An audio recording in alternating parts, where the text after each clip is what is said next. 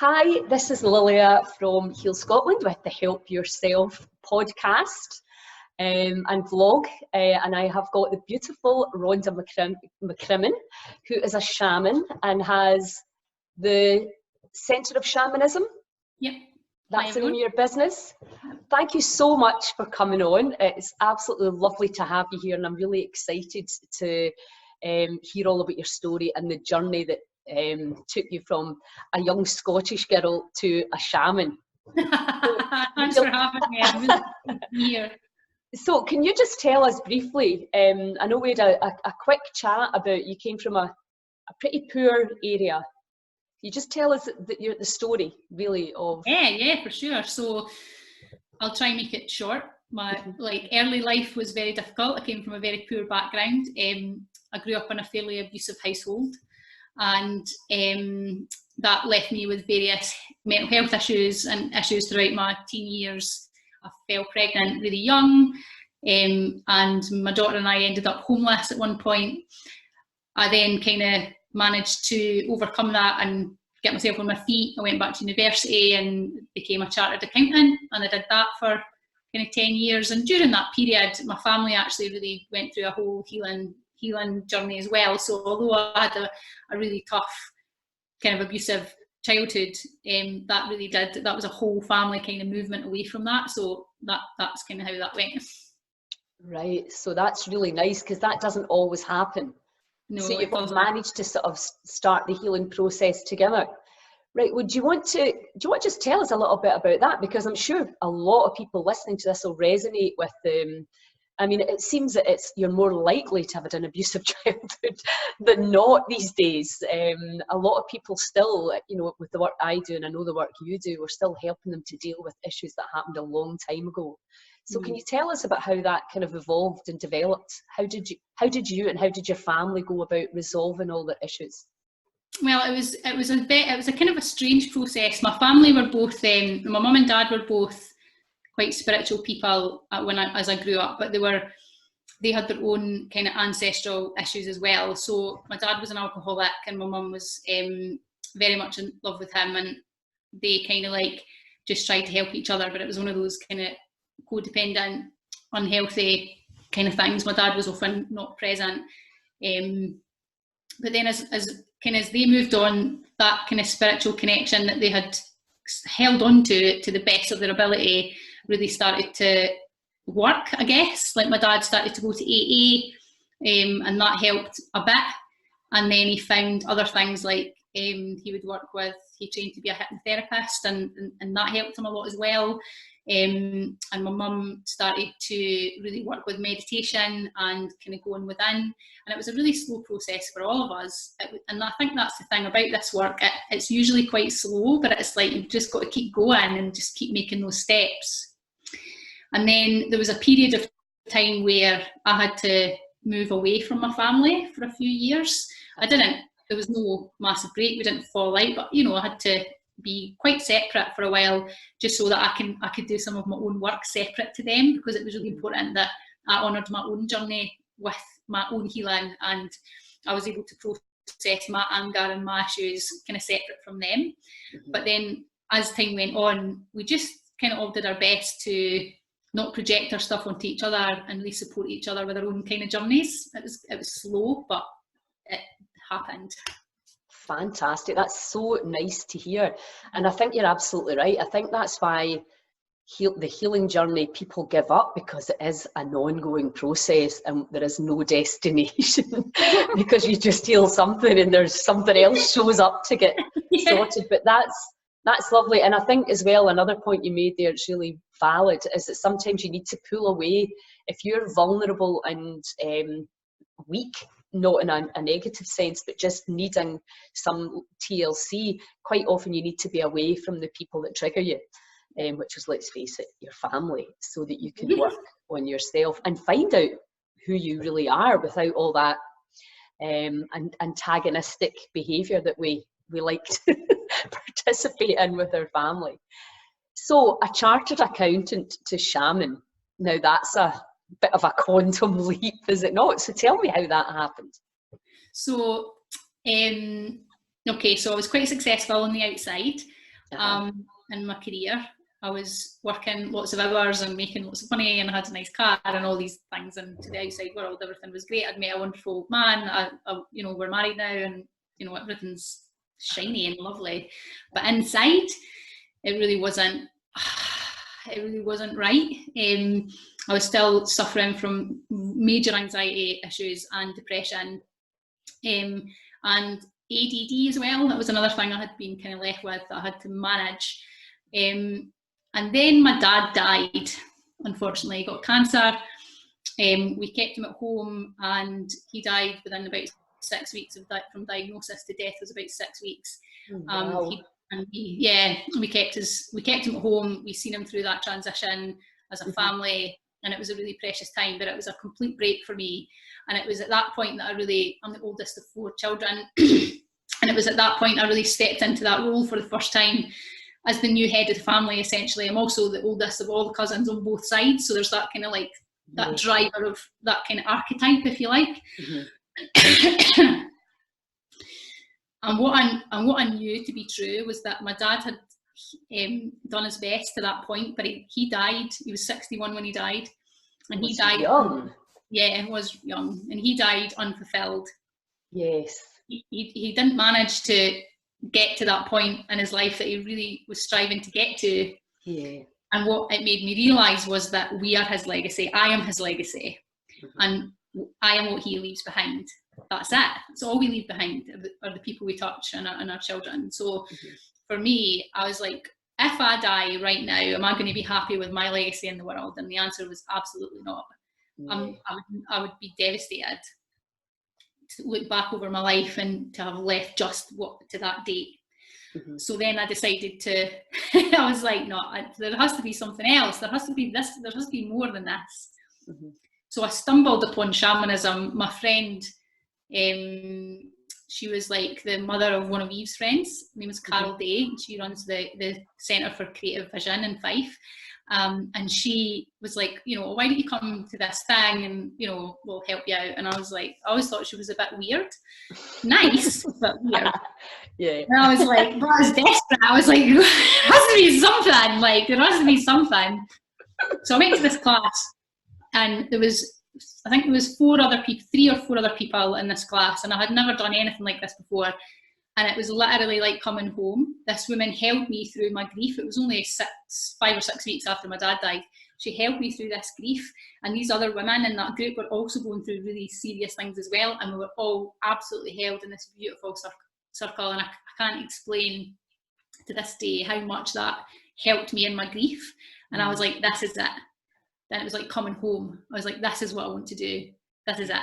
So then I just went from class to class, and I signed up for a 3-year practitioner training and did that as I worked full time as well. And then as soon as I could, I gave up the accountancy, and now I work full time in this world of shamanism. Wow, good for you. That's incredible, because I think we all know people who need to pay the bills but also want to follow their heart, and sometimes that can be a really challenging thing. So just for people listening that probably we think of a shaman as somebody deep down in the Peruvian jungle, can you just explain like what it is that you do, who would benefit from coming to see you, and kind of maybe a few testimonies of people that you've helped? Okay, so shamanism is an ancient practice. We find forms of shamanism across all inhabited continents. It might not be called shamanism, but it's the medicine man, and you know, the Aboriginal dream time, that kind of scent, like the curandero in South America, the medicine man of the Native Americans. So you find versions of this everywhere. And unfortunately in the West, we've lost touch with our way of being connected to the spirit, to the spiritual aspect of this world that we live in. And the work that I do not only reconnects me to my world spiritually, but I help other people reconnect in that way as well. So I could go on and on and on and on about shamanism and what it is, but it's essentially about connection. And when we talk about the work that you do, the Heal Scotland work, it's my firm belief that actually the outer world is a mirror of people's inner work. So I think everybody's responsibility to when it comes to earth healing or Scottish healing is to start with yourself. So really, I work with anybody who's really dedicated to their personal development, but is really missing something. Like, it feels like I've done all this work and I just can't like get past this step. And it's often the spiritual aspect that we're kind of missing. You know, this like surrender to the spirit of all things. I work with the spirit of nature, for example, and I do a lot of my work outside with the elements. It's not me that does the work, you know, I'm just conduit for that. So it's that idea that nature is healer, so we just open it all up, and it puts shamanism, like, it's the idea that everything's in its right place without hierarchy. So there's nobody better, there's nothing better than anything else, but each person has to find their place within themselves, which then mirrors out and ripples out into the rest of the world. And if you feel powerless in your life to affect change in this world, the best thing that you can do is to work on yourself, because that's what will change the world. Absolutely, I could not agree more. And actually, when we met, you were at the Trues Fest. We were both at the Trues Festival, which the wonderful Sophie True has done such an amazing job of setting up. And when I remember coming along, you were in the field, there was a huge circle of people. I don't know, you must have been like at least 50, 60 people all sitting in a circle. And I came at the end just as you'd finished, and I was like, no, I would have loved this. I think everybody had drums as well, did they? It was a drumming circle, yeah. Yeah, I mean, it was just, tell us what you were doing. What did you do? What were you doing when they were all sitting in a circle? And they were sitting on the grass. It's actually a really funny story. So I'd said to Sophie, I can do a drumming circle on Saturday night to go with the music, because there was only a couple of things on and she wanted to do something a bit more. And she said, well, that's a good idea. There's some extra djembes, which are like African drums, and tent that we've hired. So anybody that wants to do a drumming circle can borrow one of those drums. And I said, oh, great, fine. I was expecting like 10, 15 people or something like that. So I'm up on the hill at the big sign that says True Fields, and I'm standing there with my husband and my friend, and I start to see people walking up the hill towards me, and I'm like, so many people. Honestly, they just kept on coming. And I was like, oh my God. And I'd never held a drumming circle. I mean, I work with drums all the time. I've got one of my drums here, like, you know, so like, I work with drums. I've been to enough drumming circles. I was very confident in my abilities, but I was like starting to feel that like drain of my power. I was like, oh my God. And actually did a count, and there was 140 people in that drumming circle. Oh, was there? Yeah. Wow, that's got to be a fantastic. So like, I mean, yeah, by the end, I think some people had like kind of thingied away. But so the idea of the drumming circle, right? And it's the drum that does it. It's the percussive beat, and it changes the brainwaves. So it moves you into a theta state. It moves you into that dreamtime state where your front mind just can't get in the way. That like blah blah blah blah blah blah. So what I did was I got everybody drumming, and everybody connecting with the land of True Fields, because that's what it's all about, isn't it? It's about connecting with the land and connecting with nature. So we got everybody doing that together for a bit. And then what we did was we got some people in the middle. So obviously, I don't know if you said, but True Fields is a cancer and holistic awareness festival. So there were a lot of people there who were sick.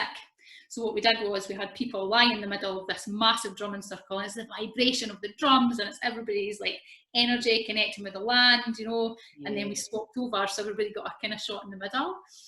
And I don't know how I managed it, but because I work with guides and it's not me that does it, I just surrender myself to my guides. I was like, help me, help me. And they just kind of came through. So it was magical. It was a magical moment, and I'll never forget it. It was really beautiful. Yes, and I was so gutted to have missed it, because that would just have been right up my street.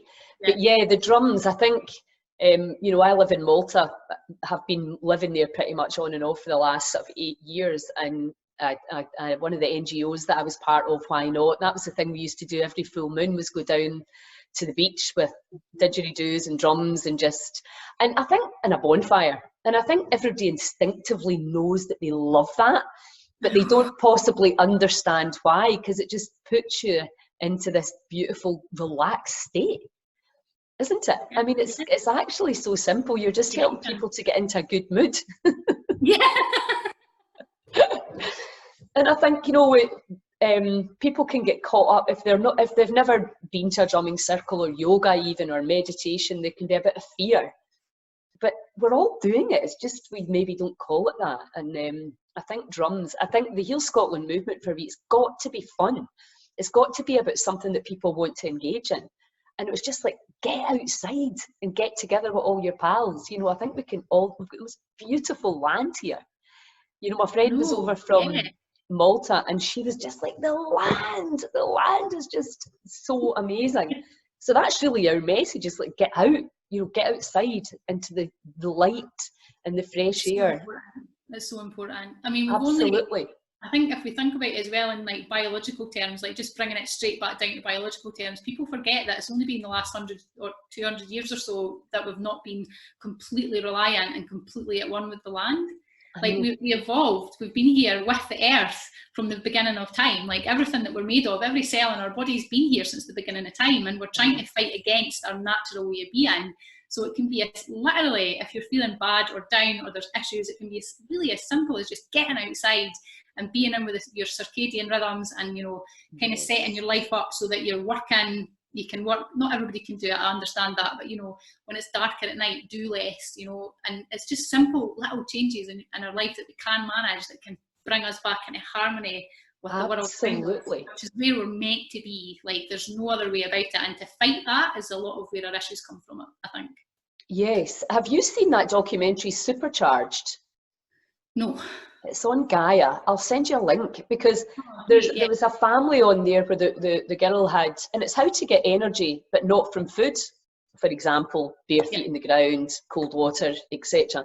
So they go through it in a really methodical way, which is very similar, I know, to all the stuff that you work with and encourage people to do. But what the woman that had healed herself, her kids were autistic, and she started making exactly the circadian rhythm, working with the natural daylight cycles, putting glasses on our kids if they were watching a screen, and making these just like what seemed to be very simple changes that we could all make if we were a bit more mindful. And the kids, the wee boy ended up back in mainstream education. So I think, you know, we complicate it. We're hoping that some scientist in a laboratory somewhere is going to look through a microscope and come up with a miracle for us, when really it's all there. It's all there. As soon as we get back into alignment with nature, and, you know, like you, I feel it doesn't matter how rich you are, how well educated you are, how great your postcode is, this is accessible to all of us. And it's just really convincing people and getting them to try it. I know, and I really like what you said about it being simple as well, because a lot of people that I see in my clinic, I've also got like an online learning centre. I do like lots of training for people, and one of the things I find is that it takes people a while to figure out that that's actually really simple. This work doesn't need to be complicated. In fact, I think our habit is to overcomplicate it and make it seem inaccessible and difficult. But actually, like really simple things like gratitude practice, you hear that everywhere. So you probably roll your eyes and are like, oh my goodness, talk about gratitude practice. But it's one of the best things that people can do for especially elevating mood.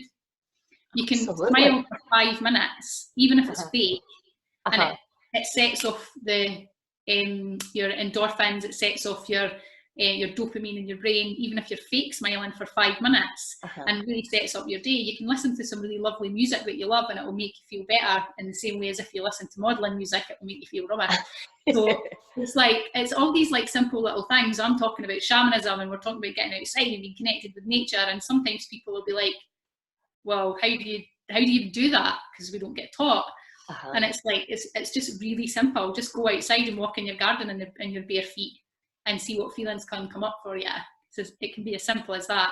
So I think like simplicity is key, and all the things that you hear over and over and over again from a shaman or from your meditation people or your yoga person, you know, it's because it works. Or from the 12-step program, I keep bringing it up because it's all in there as well. Yeah. You know, written 100 years ago. And I think what I find, and I'm sure you must find this too, is people say, oh, I know that, but they don't do it. So it's all one, knowing that a gratitude journal, which is just an exercise that makes you actually think about things that you're grateful for, therefore you feel grateful feelings, therefore you get more light into the body. I mean, it's so simple, it's actually almost insulting. But unless you're actually doing the exercise, you're not going to get the benefit. And I keep saying that to people, knowledge does not heal you. It's behaviour, and it's the daily practice. It's the daily practice that makes you sick, and it's the daily practice that makes you well. Exactly. And having like-minded people, I had a great workshop at the weekend, and you know, what I've seen now is it's your tribe. We all fall in line with each other. We're intermingled, we're connected. And if your tribe is bringing you down, your tribe can make you sick and your tribe can make you well. And we really have to be very, very aware of that. So also your tribe can be a mirror to you as well, which is uncomfortable to hear. But you know, if you're in a particularly negative, gossipy tribe that you're starting to think, oh, that's just making me a bit uncomfortable, it's probably because you've been that, and you're starting to want to move away. So the only way to overcome that is to say, okay, I'll leave you with love and I'm going to move on to something else, which can be hard because you're like, I'm not like that, but you probably are. I know. Well, it's the mirror, isn't it? We can only ever see what's already there. And and I mean, I think we're all here on this journey. You know, I look back and think what an asshole I was, and I liked, you know, you're like, oh my God, you know, and I can still react. But, you know, Joe Dispenza says it's not about not reacting, it's about not staying in that reaction for days and weeks and maybe the rest of your life, as some of us can do. So can you just give us who would come to you? Why would they come to you? Who's your kind of normal client? So you did ask me this already and I got distracted with my pontification, but I'll give you a couple of examples of the types of people that I see, and maybe that will help. That's great. Okay, so there's one lady that I see, and she's brilliant. I tell the story all the time. So she's a psychologist. She was very science-based, and she was very good at her job, but she was very unhappy, and she was having anxiety and panic attacks, and she couldn't figure out why. She tried her psychology and she tried kind of her diet and all these other things, and she was at the end of her rope. She just couldn't. She came to me desperate and also very cynical. So that's hard for me, because it's hard to work with someone who's like, yes, I don't even think that what you do has any merit. So I'm here, but you'll never be able to help me. yeah. So I was like, oh goodness, and it kind of triggered some of my things as well, and it was a really interesting kind of dynamic. But there was a few things that I kind of got her to do, and how it works is you come, you talk to me, we build an intention, so it's a very intentional process. And then we go through some sort of shamanic ceremony. That might be that you lie down and I do work with my guides, or it might be more dynamic where we do a fire ceremony or something like that, but we do something together with the guides, with the spirits.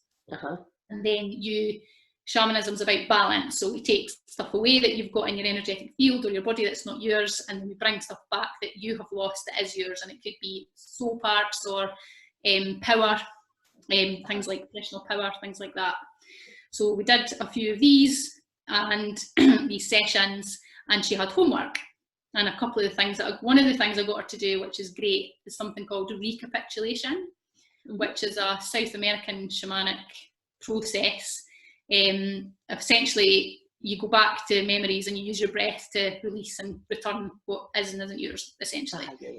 So within 3 weeks I got some phone call, and she calls me up and she's like, oh my God, that worked, that recapitulation, it was so simple, like I can't believe it, I just thought you were a hack, like I thought this was a rubbish, you've changed my life, everything's amazing. So I've worked with her for a long time, and now she's gone off to do her own shamanic training to complement psychology. So that's one example.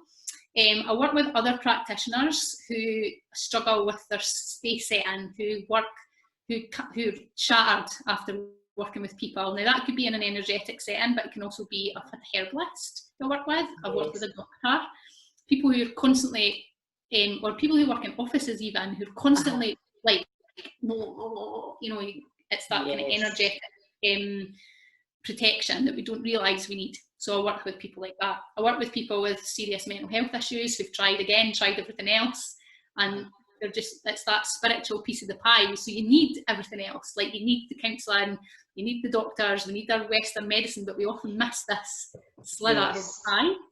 So I work with people with mental health issues because obviously that's where I've come. So I love to work with people through that journey as well. And then occasionally I will work with children occasionally. It's not quite as often, but I do see kids sometimes. So mental health issues are a huge, huge problem right now. So many teenagers with anxiety and so many suicidal kids, it really breaks my heart. So when you talk about your own issues, did you like use antidepressants, or did you see somebody? How did that manifest for you, and how did you manage it? So what happened for me was that I was pretty much overlooked and ignored. In my teens, I was very quiet, so I didn't have a voice. There was nowhere for me to go. It wasn't some, like in the 90s when I was a teenager, it wasn't something that people talked about. Like I wasn't particularly naughty. Like I didn't put my head up, you know, I was just seen. And then in my 20s, I just thought I was a bit, I was going to say shit, sorry, can I swear? I just thought I was really shit. I thought I was rubbish. I just thought I wasn't a good person, you know. And I can't remember, oh yeah, I do. So there was this lady who I met, and I was just chatting to her randomly, and she said, oh, you sound like you're depressed. And I went, huh. And it was like somebody had switched a light on. I just didn't, like, there was no, I just didn't have any terms for it. I didn't even know these things existed. Like, it wasn't, that stuff doesn't happen to me. I'm just rubbish. So I didn't even know till I was in my late 20s. And then I started to be like, oh, right, okay, so I've got this stuff wrong with me. Okay. And then I was like, so it's not my fault. So this is how it went. And then I had my ADD diagnosis. And again, that was like, oh, so I'm not just, there's a neurological issue here. But by the time I'd figured all that out, I had passed the point of needing medication. But if I'd figured it out earlier, then I definitely would have benefited, I think, from that help. But what I think is important, and this is only my opinion, is that medication is really good for some people, as long as it's not your only measure. That's my opinion. I think it's really important to like have that to help you to be steady, to move through some of the other things that you can do. It might not be shamanism, you know, not everybody's into shamanism, that's fine. But whatever it is for you, I think it's important to... You need some tool, something, some lifeline almost, isn't it? Yeah. So I think that for me, the journey was, didn't take me to medication. But interestingly, I'll just talk about my daughter, if that's okay. Of course. Yeah, so Eve doesn't mind me speaking about her journey because I have her permission to do that. But Eve's 18 now, and because of our early experiences, she has also got her mental health issues. You know, her dad's he's been in and out of her life, and my issues when I was younger have affected Eve. So now we've been through this process of reparenting, and you know, my forgiveness of myself for how I was, and her forgiveness of me, and my forgiveness of her, and there's just this beautiful process that we're going through right now. But Eve has used medication to help her in her teen years, because I was able to be like, oh, this is the help that you maybe need, you know, for this kind of process. So I think that each person has to just take it on its merits and see what's right for them. Absolutely. I know it'd be lovely if we lived in a world without drugs, but the harsh reality is right now, they can save people's lives as much as they can ruin. And that's why I think it's you know, people have to be educated now in all the things that they can do. And I believe, like you do, that connecting back to nature can really give you a foot up the ladder, as nutrition can, you know, as a good, strong social support network can, somebody just to listen to you. So, no, well, that's absolutely fantastic. So where exactly are you based? So I'm based near Kirriemuir, which is in Angus. So I've got a small studio here where I see one-to-one clients, but actually I'm mostly based online. So I work with an online learning portal. And that's a kind of membership site that you can join, and it's got like lots of courses, and we do healing circles every month, and we've got our kind of community and our tribe of people who, there's a lot of peer support there for people as well. Yeah. So that's kind of my main focus, what I'm doing at the moment. Right, that's awesome. We'll put some links for people that are interested in learning more and maybe connecting with you. We'll put them in the box. That's wonderful. And I'm going to be, myself and Jim McFadden are going to be doing a kind of Scottish tour of breathing and believing. So we're coming over your way, and I would love to come to one of your healing circles as well. Oh, is that done online, or is that done in person? I do them online and in person. Because I think it's really nice to do things in person, isn't it? It is, yeah. But what I find is that one of the issues I've got is that you'll see if you visit me, I am in the middle of nowhere deliberately, and it's quite hard to get to. So some of my more kind of like local people who are like really dedicated and love my work will come. Yes. But what I find is that the online healing circles, because there are people from all over the place, sometimes from outside the UK as well, it opens up that web of light.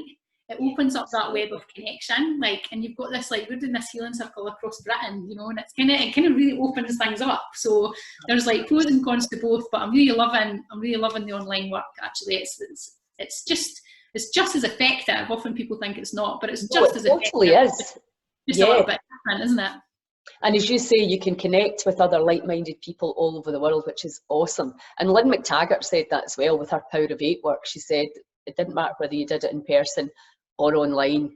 And the big thing is about online is in these days where everybody is really time starved, you're not, there's no traveling time. You can just put on your laptop and join in, and then so it's I totally agree. It's a brilliant way to meet other like-minded souls and learn what other people are doing. It's fantastic. Yeah. Well, listen, thank you so much for your time. It's been thank you for having me. It's been lovely. Not at all. It's been magic to chat, and I'm sure we will be chatting again in the future. Yeah.